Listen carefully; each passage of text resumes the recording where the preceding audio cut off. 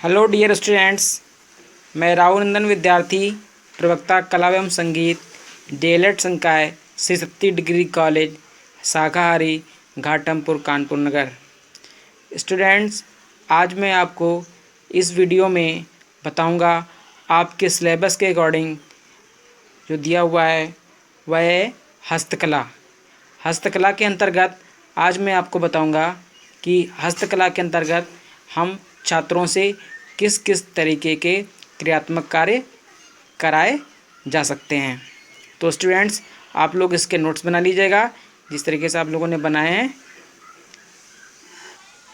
तो आज का हमारा टॉपिक है हस्तकला। हस्तकला मतलब वो समस्त कलाएं जो हम हाथ के द्वारा करते हैं। वैसे जितनी भी कलाएं हैं हम हाथ के द्वारा ही करते हैं, लेकिन उसमें वह कलाएं जिसमें कि उसमें सृजनात्मकता हो, उसमें क्या हो, क्रिएटिविटी हो। तो वह सारी क्रियाएं जो हम बच्चों से विद्यालय के अंतर्गत करवाते हैं वह सारी कलाएं हस्तकलाएं के अंतर्गत आती हैं। तो हस्तकलाओं के अंतर्गत हम बच्चों से क्या क्या काम करा सकते हैं उसके बारे में हम आज जानेंगे। तो हस्तकला होता क्या है, उसको हम क्या कैसे लिखना है वो समझ लें। तो शुरू करते हैं। कला एक क्रियात्मक विषय है। इसके प्रत्येक कार्य क्रियात्मक होते हैं क्योंकि हृदय और मन के भाव बुद्धि से मेल खाकर हस्त कौशल द्वारा अभिव्यक्त होते हैं। छात्र स्वभावतः कुछ न कुछ करना चाहता है, अतः प्रवृत्ति यह छात्रों की आंतरिक रूप से प्रेरित करती है कि वह कुछ न कुछ सृजन करे। विद्यालय की कला शिक्षा स्थानीय लोक कला, शिल्प कला तथा लोक रंगमंच के समीप होती है। सृजनात्मक कला के कार्यक्रमों में छात्र सहज रूप से खेल खेल में विभिन्न कलाकृतियां बनाते हैं, अतः इन्हीं क्रियात्मक कार्यों द्वारा कला का अध्ययन करना क्रियात्मक विधि कहलाता है। तो स्टूडेंट्स, हम क्या करते हैं, क्योंकि जो छात्र होते हैं वो कैसे होते हैं, वो उनको कुछ ना कुछ करने की उनकी इच्छा करती है। अगर पेपर है, नॉर्मल पेपर मिला है, तो अगर वो कुछ नहीं बना पाते हैं तो क्या करते हैं, कागज़ को फाड़कर मोड़कर वो उसकी बॉल बनाते हैं। या उनको कुछ अगर बनाना आता है तो जहाज़ बनाते हैं, नाव बनाते हैं। इस तरीके की वो उनके अंदर क्रिएटिविटी या बनाने की उनके अंदर बहुत ज़्यादा इच्छा होती है। तो इसी उनकी जो कौशल होता है, इसको हम उनको परिवर्तित करके उनको हम हस्तकला के रूप में समझाते हैं। तो विद्यालय में छात्रों से निम्न क्रियात्मक कार्य कराए जा सकते हैं।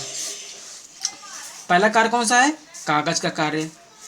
तो इसमें क्या करते हैं, इस क्रिया में कागज़ रंगना, कागज़ के खिलौने जैसे नाव बनाना, जहाज़ बनाना, फूल बनाना, फिरकी बनाना आदि चीज़ें उनको हम सिखाते हैं। तथा कागज़ को काट कर चिपकाना, कागज़ रंगने में स्प्रे, स्टेंसिल, छपाई आदि विविध प्रकार की वस्तुएं जैसे कि फाइल, पैड, लिफाफे, थैले आदि जो क्रियात्मक कार्य करा करके उनको इंगेज किया जा सकता है। दूसरा नंबर क्या है, गत्ते का कार्य, यानी कि जो गत्ता यानी कि जो पेपर से थोड़ा मोटा होता है।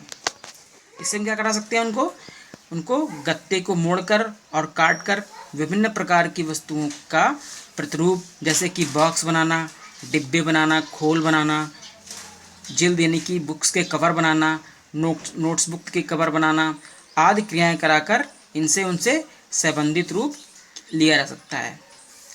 फिर नंबर 3 है मिट्टी का कार्य। तो मिट्टी के कार्य में क्या कराएंगे, मुलायम चिकनी मिट्टी द्वारा फल, फूल, सब्जियां, दीपक, दिए व बर्तन बनाना आदि इन्हें पकाना तथा इनको रंग कर सजाना। मिट्टी जो होती है, मिट्टी को इच्छानुसार आसानी से परिवर्तित किया जा सकता है, अतः यह क्रिया छात्रों में सर्वाधिक प्रिय मानी जाती है, जिसे वे बहुत लगनशील तरीके से करते हैं। क्योंकि बच्चों को मिट्टी में खेलना बहुत अच्छा लगता है और उसमें ज़्यादा मेहनत नहीं होती, उसमें बहुत जल्दी उसको मिट्टी को आसानी से परिवर्तित किया जा सकता है और किसी एक नई आकृति में उसको कोई नई आकृति उसको प्रदान की जा सकती है, जो कि बच्चों को यह क्रिया बहुत अच्छी लगती है। उसके बाद में है स्टूडेंट्स चर्म क्रिया, यानी कि लेदर वर्क, यानी कि चमड़े का कार्य जो होता है।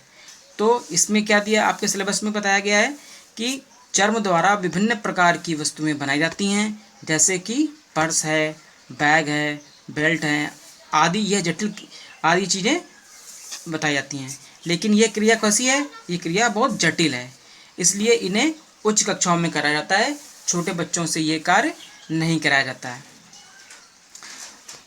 इसके बाद स्टूडेंट्स अगला नंबर है लकड़ी और धातु के कार्य। तो लकड़ी के कार्य में बल और कुशलता की आवश्यकता होती है, अतः यह कार्य भी हम उच्च कक्षाओं में कराते हैं। यह कार्य छोटे बच्चों से नहीं कराया जा सकता, क्योंकि छोटे बच्चे ये कार्य नहीं कर सकते और वो खुद को नुकसान पहुंचा सकते हैं। अगला नंबर है कृषि कार्य एवं बागवानी। इसमें क्या है, कला के अध्ययन में प्रकृति का अध्ययन बहुत महत्वपूर्ण स्थान रखता है। प्रकृति की बनावट में जो कुछ देखा जाता है उसका चित्रण और ज्ञान इस कृषि के अंतर्गत ही आता है। यानी कि जो भी हम प्रकृति के बारे में अगर प्रकृति को हम समझना चाहते हैं तो बागवानी सबसे अच्छा तरीका होता है प्रकृति के समीप जाने का। यानी कि उसमें कौन सा फूल किस तरीके का दिखता है, कौन से फूल की पत्ती किस तरीके की दिखती है, पौधा के कितने भाग होते हैं, पौधा की वास्तविक स्थिति कैसी होती है, उसकी प्रकृति कैसी होती है, पौधे कितने प्रकार के होते हैं। ये समस्त जानकारी हमको जो है वो हमको प्रकृति के समीप ले जाती है और वह हमको प्रकृति चित्रण में बहुत सहायक होती है। तो इस बागवानी के द्वारा हम उनको कार्य करा सकते हैं और प्रकृति के बारे में समझ भी सकते हैं।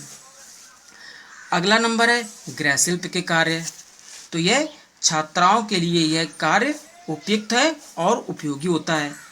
कपड़े काटने, छांटने, उसको कढ़ाई करने तथा कपड़ों पर पेंटिंग करने और कपड़ों को बुनने आदि क्रियाएं जो होती हैं गृह शिल्प के अंतर्गत आती हैं, जो कि छात्राओं के लिए बहुत उपयोगी होती हैं।